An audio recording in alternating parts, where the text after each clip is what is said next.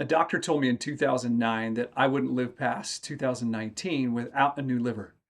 It is 2026. I still have my liver and all my levels are normal. I want to share with you the journey I took and how I've come to understand what the basics that every liver needs. I'm not here to pitch you on anything. I'm going to walk you through the journey. I know that some of you, once I say essential oils, will bail from this video, and that's okay. Or you can stay and listen and hear more of what I actually learned. Because I have lived with a rare liver disease called PSC, or primary sclerosing cholangitis, for 17 years. So what I'm going to share with you is lived experience. It is not theory. In 2009, I came out of what I thought was just going to be a gallbladder removal surgery. And the doctor said to me, Gavin, your bile ducts are really, really messed up. I think you may need a transplant down the road. I took a biopsy of your liver while you were under anesthesia, and I set up a time with a specialist. Now, when I met with the specialist was very direct. He said, Gavin, there are three things we can do here because there's no cure for medically, or there's no answer for this medically regarding primary sclerosing cholangitis. The path is to monitor, watch for decline, and wait for a transplant.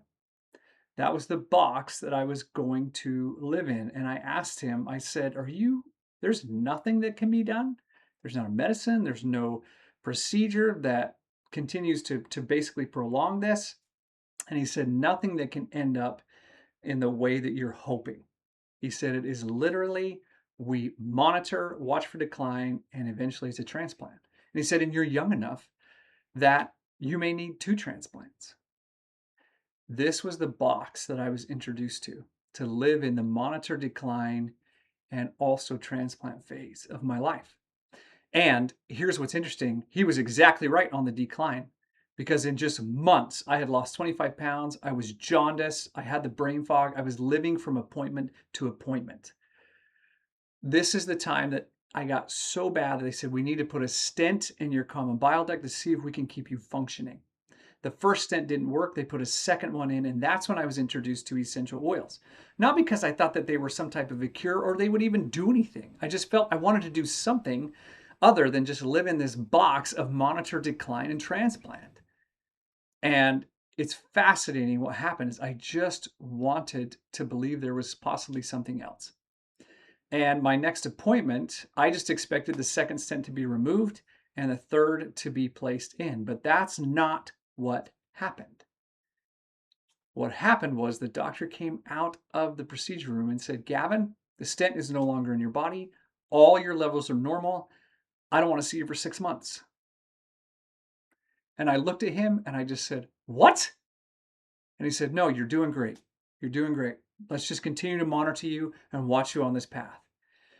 Why that was so important is I wasn't so concerned about this idea of some type of a cure. It just opened my mind that there may be another option in my life, that I didn't have to stay in this box.